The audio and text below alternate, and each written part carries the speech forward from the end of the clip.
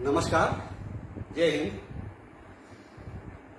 Dear netizens, आज मैं फिर आपके सामने आया हूं और एक वीडियो बनाने के लिए।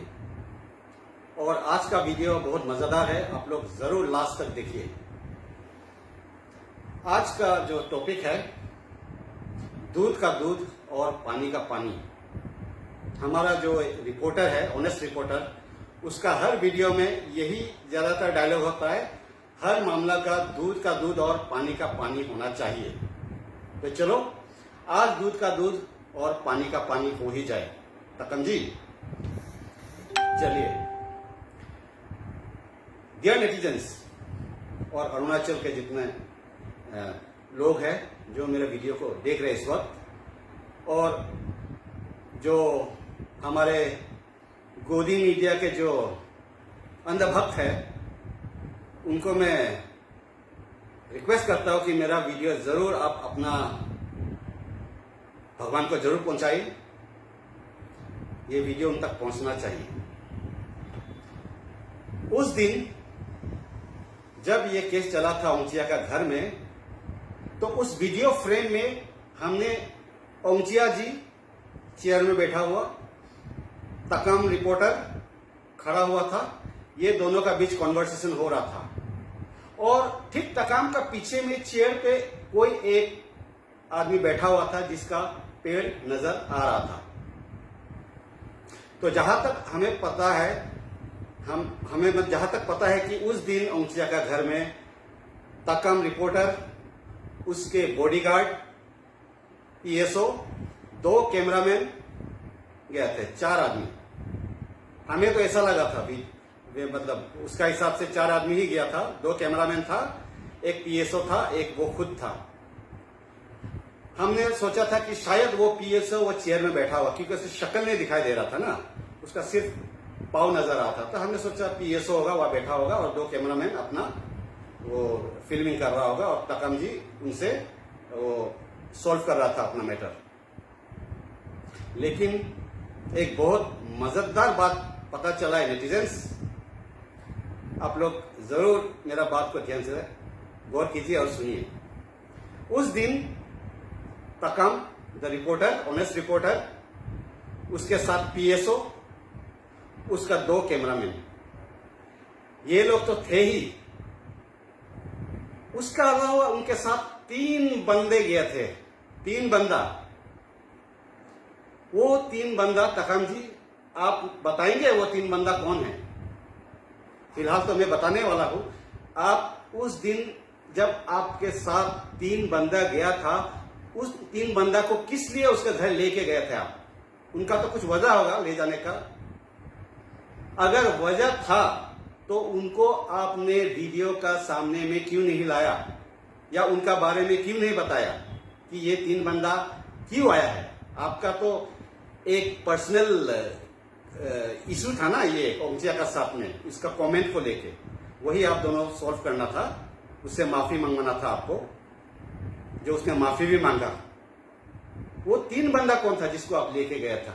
अगर इतना इंपॉर्टेंट था तभी तो आप लेके गए होंगे। अगर लेके गए तो उनको क्यों नहीं लाया, या उनका बारे में क्यों आपने नहीं बताया? अगर नहीं बताया तो क्यों नहीं बताया? ये तो एक तो मिस्ट्री है ना। कहते हैं ना तकाम जी, ऑनेस्ट रिपोर्टर, बिना आग का धुआं नहीं निकलता कहीं भी। जहां आग होगा वहीं धुआं निकलेगा। और हम भी ऐसे हैं ना, जब मेरा पीछे आपका अंधभक्त लग ही गया तो मेरा भी राइट बनता है कि मैं भी रूट तक पहुंचूं कि मामला क्या है, ये 15 लाख का मामला क्या है? क्या वाकई इसने लिया या वाकई इसने नहीं लिया? ओंचिया जी ने ऐसे ही उसका ऊपर ब्लेम दिया, या उसमें कुछ सच्चाई था? तकाम जी का कहने का हिसाब तो सबसे ऑनेस्ट रिपोर्टर है इंडिया का, इंडिया के अरुणाचल का। और उसका ऑनेस्टी ऐसा है कि मतलब वो किसी का बच्चे के हाथ के ऊपर कसम भी खा सकता है, इतना ऑनेस्ट है। आज उसका ऑनेस्टी का परख होगा। वो 3 क्वेश्चन मार्क बंदा कौन था? बोलते हैं ना, अभी हमने बताया बिना आग का धुआं नहीं निकलता। और जब आप एक छोटा सा इश्यू को लेके, छोटा सा इश्यू था आपके लिए, तो जब आपने किया ही नहीं तो जाना ही नहीं था, कुछ तो था, तभी तो आप उसके घर में गया यही इश्यू लेके। जब आप उसका पास गया तब तो आप ये तीनों आदमी को भी साथ में लेके गया था ना कुछ रीजंस के लिए। अभी वो रीजंस धीरे धीरे पर्दे खुलेंगे और आपको आना पड़ेगा मीडिया के सामने उसका क्लेरिफिकेशन देने के लिए। वो 3 मिसिंग पर्सन, सॉरी, वो 3 अनआइडेंटिफाइड पर्सन क्वेश्चन मार्क वाला बंदा कौन था, इनको क्यों भी नहीं लाया आप कैमरा के सामने? अगर नहीं लाया तो लाया क्यों था उनको? तब हमने सोचा something must be fishy, something must be fishy. लेकिन बात कुछ और भी हो सकता है, सिर्फ फिशी नहीं, शायद पूरा तालाब में ही सड़ा हुआ तालाब ही है। ये मेरा अपना व्यू है। अब आते हैं मुद्दे पे। तखम जी, आप तो ऑनेस्ट है ना, तो आपने उस दिन जब पहुंचिया जी के घर में गए थे, वो 3 बंदा आप लेके गए थे ना, और ऐसा 3 बंदा कोई आम आदमी लेके नहीं जा सकते कि मामूली रिपोर्टर ऐसा आदमी उनके साथ कभी नहीं ले जा सकता है किसी के घर में अपना पर्सनल ग्रज को मिटाने के लिए। वो 3 बंदा में से एक कौन?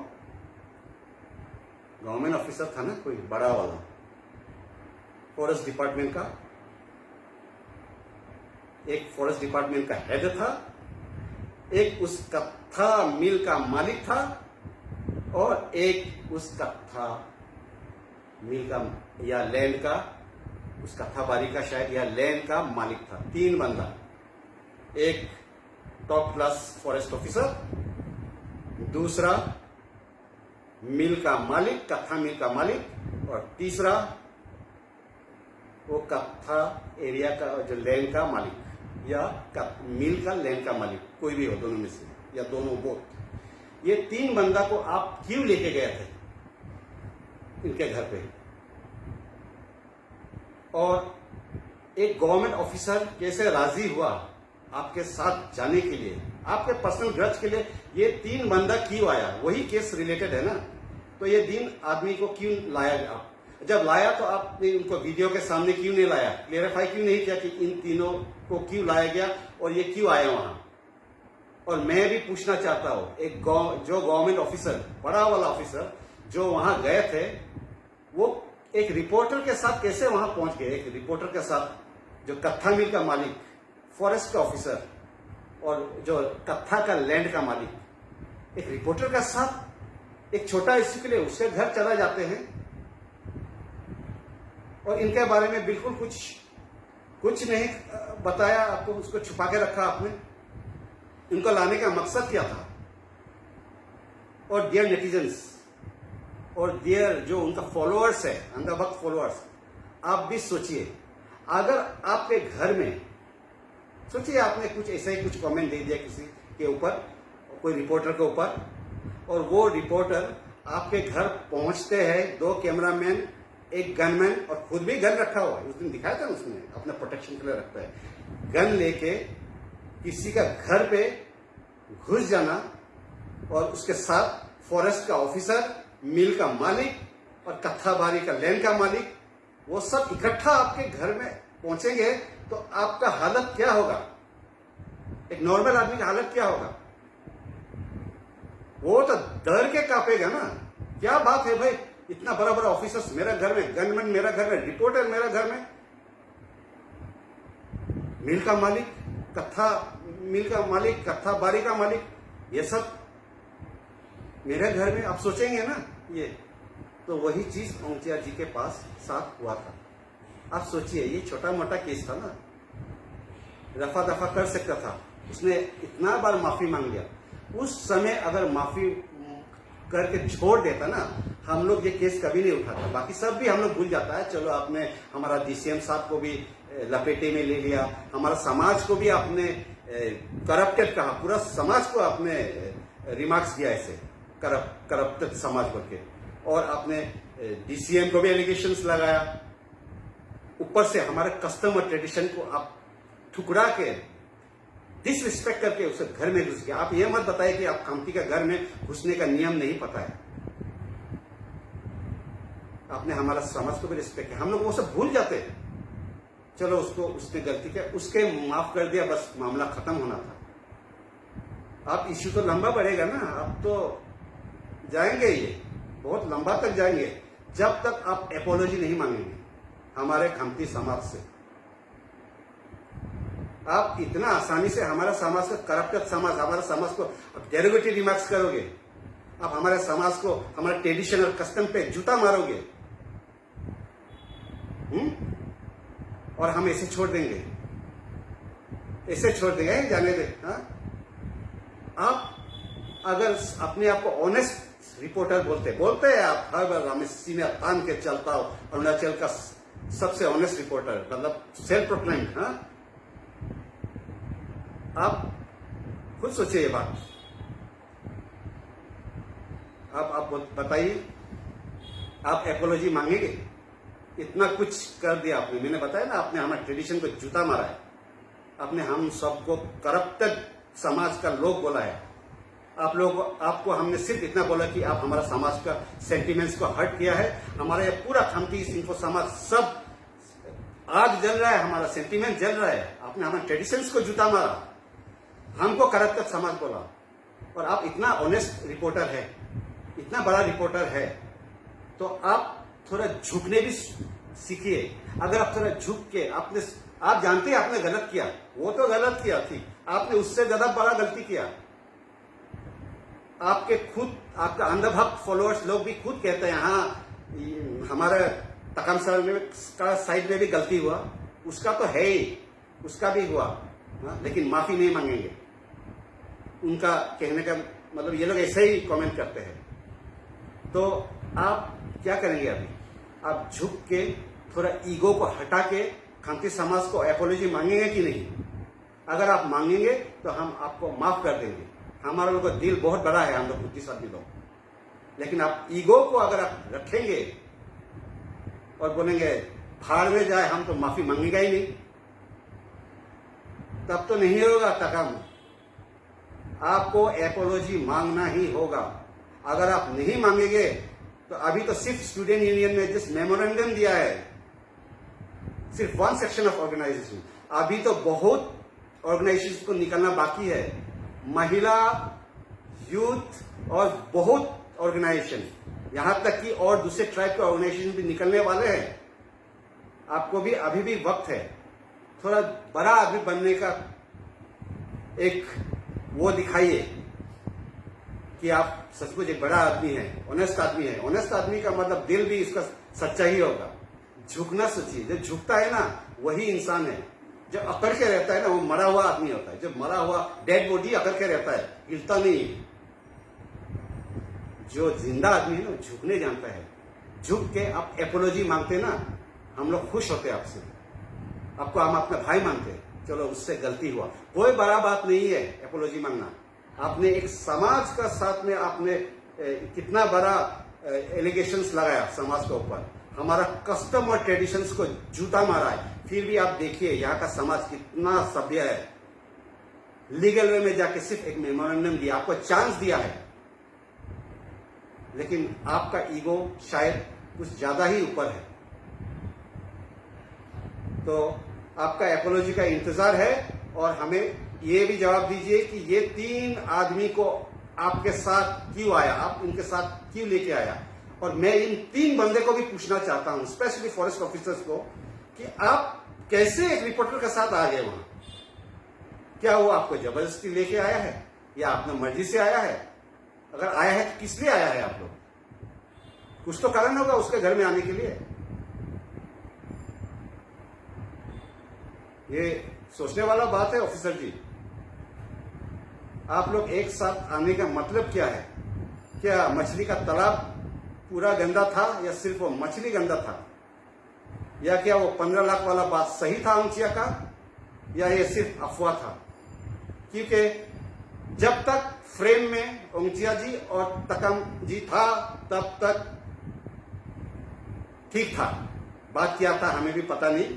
इसने गलती किया, उसने माफी मांगा, उसने माफ नहीं किया, उसका गुस्सा अभी भी है तखम जी का, और उस गुस्सा में उसने पूरा खमती समाज को गाली दिया।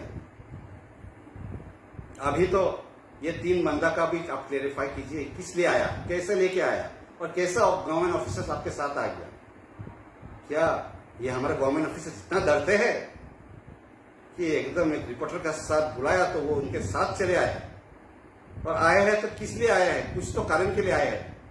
जब आए हैं तो उनके बारे में क्यों नहीं बताया, वीडियो में क्यों नहीं लाया, अगर नहीं लाया तो उनको क्यों लाया, उनको उनके घर पे। अभी तो आप एक फॉरेस्ट ऑफिसर, एक गवर्नमेंट सर्विस के उसके सर्विस के ऊपर भी आप सवाल उठा रहे हैं, उसको भी एक तरफ से आप खतरे में डाल रहे हैं। वो कत्था मिल वाला वो किस लिए आया है, वो कत्था वाला लैंड का मालिक किस लिए आया है, प्लीज इसका क्लेरिफाई कीजिए। और ईगो को थोड़ा, जैसे घर का हम लोग घर के अंदर जब घुसते हैं ना, जूता बाहर के रखते हैं ना, जूता बाहर रखना मतलब अपने ईगो को बाहर रख के घुसना होता है। तो वैसे ही आप अपने ईगो को अपने चप्पल की तरह खमती घर का बाहर में रखिए, अपने ईगो को थोड़ा झुकना सीखिए और एपोलॉजी मांगिए खमती समाज से, हम आपको माफ करेंगे। शायद, मैं तो कौन हूं बोलने वाला, शायद हमारा समाज लोग माफ करेंगे। इनका भी थोड़ा क्लियरफाई कीजिए, इन तीनों का, रहस्यमय आदमी लोग का। ये लोग आया, वीडियो में भी नहीं आया, एकदम गुमशुदा जैसा आया और चला गया, किसी को पता ही नहीं चला। और बोलता है ना तखम जी, जब किसी आदमी हर्ट होता है ना, हम भी हर्ट हुआ है सेंटीमेंट, हम भी खमती लड़का है। मेरे को पर्सनली गाली दिया जिससे आ गया, मेरा समाज को, मेरा माँ, मेरा बाप, मेरा सारा भाई बहन को गाली दिया, करप्टेड समाज को, मेरा ट्रेडिशंस को जूता माराया। क्या हाँ खा लेगा खामती लोग, जूता पहन के घुसेगा। इंतजार रहेगा आपका जवाब का, आपका एपोलॉजी का। धन्यवाद, थैंक यू, जय हिंद।